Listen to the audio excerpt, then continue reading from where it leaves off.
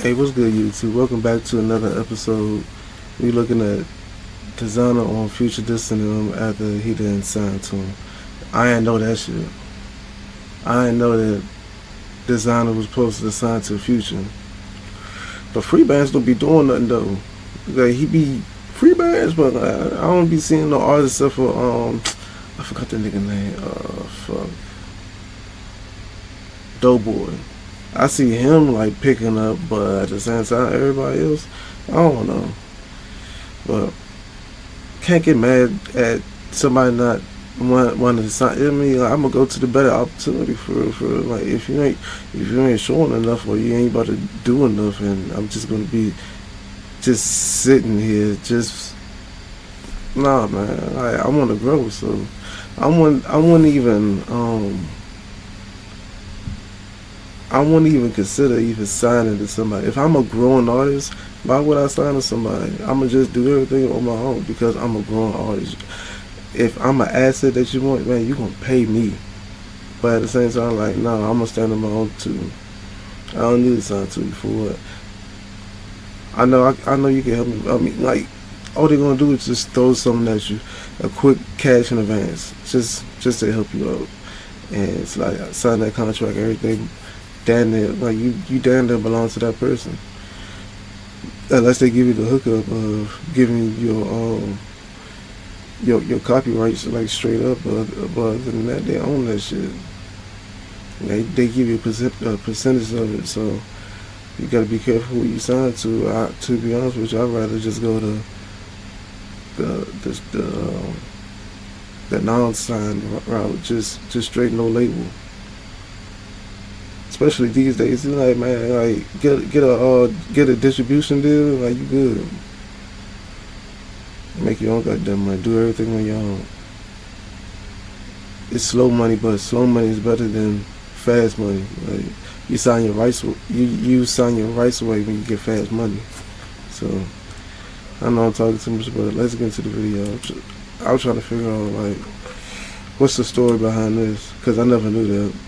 I knew he did some, but I mean, in fact, when I first heard of Desiigner, I thought that was Future on Panda. I'm like, he sounds just like it with the same cadence and all that stuff, but the whole time it was a different person. And then the next song, what's that Timmy Turner? That one cranked, but at the same time, like all the rest of his stuff, it was slumming. I'm like, what the fuck are you talking about? Like, just making music, just feel like you just playing around with it, but I don't know. And that was the end of it. He had like two hits, and that's about it.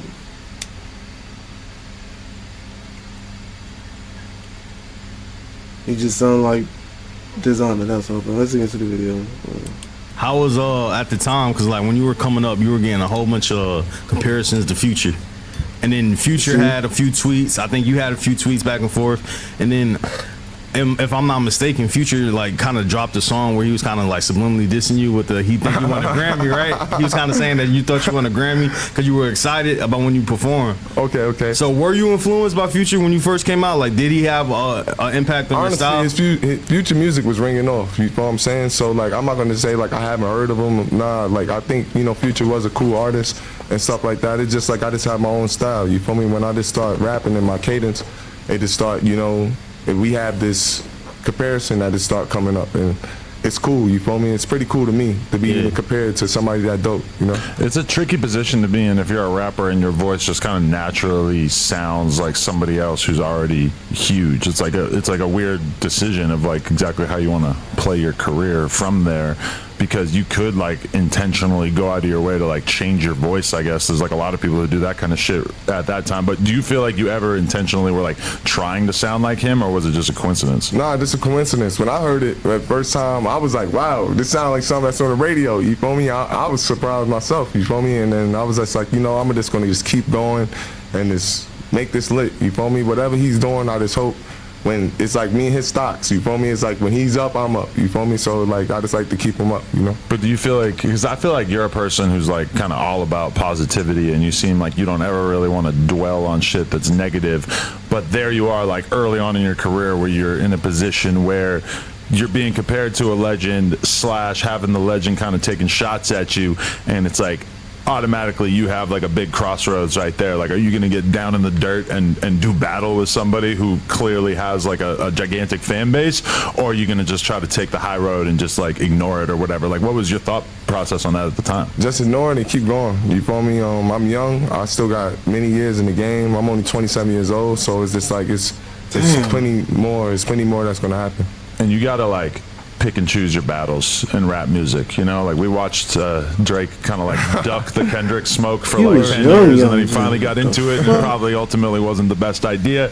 I remember like early on when Trippie Redd and 6ix9ine were going at it, that like 6ix9ine was like the smaller artist, and he was like really, I remember seeing him like really hold back on dissing Trippie because he knew that Trippie's fan base was so much bigger. And then once he got bigger than Trippie, it was all out war because he realized like he had the fan base to actually do it. But in rap, if you're like the new kid, battling with the big dog is like, it could either work out like incredibly well for you, or it could just kind of hinder your career from real early on. Word, seriously, word. I don't have no fear. You know, Desiigner's here, and really just really want to just deliver. Did you and Future ever run across each other and have a conversation after all these years? We had one conversation. We had one conversation in the past. Actually, we wanted to make some moves. Me and Future wanted to make some moves, but me and Kanye was already in the middle of making moves, so it couldn't happen. As in, like, he wanted to sign you or something? Word, we wanted to make some moves, word. Yeah. That would have been crazy. That would have been crazy, right? It would have been like Lil Wayne embracing Young Thug, because like Lil Wayne didn't embrace Young Thug, and Young Thug kind of like started to like kind of fall back from like fucking with Wayne. So did you feel a way that Future didn't embrace you at first? Nah, Future embraced it. He embraced it at first. I just had my own movement going on with Kanye. It was just so hot that it was going on. It was just like, yo, who you, not comparing and saying that anybody's bigger, but Kanye is a legend to me. You know, I looked up to Kanye since I was a kid, since If You Wonder, and you know, like, you know. So, but you said he embraced it at first. Was it because he was dissing a little bit? So did he start dissing after you signed with Kanye and then signed with him? Like, if you had signed with Future, it would have been all good. He started. But then also, like, when he was probably trying to sign you, it's not like he knew this was going to become the biggest fucking song in the world, and that everybody was going to be saying that it sounded like him. Like, he didn't necessarily know it was going to get to that level. Word, you feel me?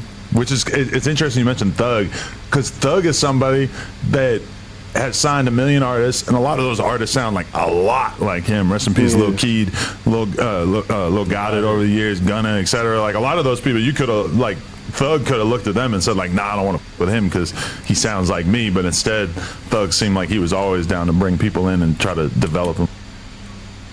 Yeah, I ain't know that. Oh, they spoke about it, but at the same time, like, if I'm doing business with somebody else, it's like, hey, man, you sign to me, I'll look up for you. Like, but me and Kanye always talking about, like, if the opportunity better, then yeah, I'll take it. But it seems like the opportunity wasn't better, so you just get mad. Like, this nigga run off with me, you know, sounded just like me and shit, nigga. Fuck him, I'm dissing. Like, that's fucked up, Future. Don't get mad. You got enough money, nigga. That's a November Scorpio. Man, I'm good their way. I'm the same way too, but at the same time, I'm like, damn, it's like, understand, but that, oh, fuck. But yeah, that's the end of the video. Please like the video, subscribe if you're new, and comment whatever video that you want me to look at, and I see y'all in the next video. Peace.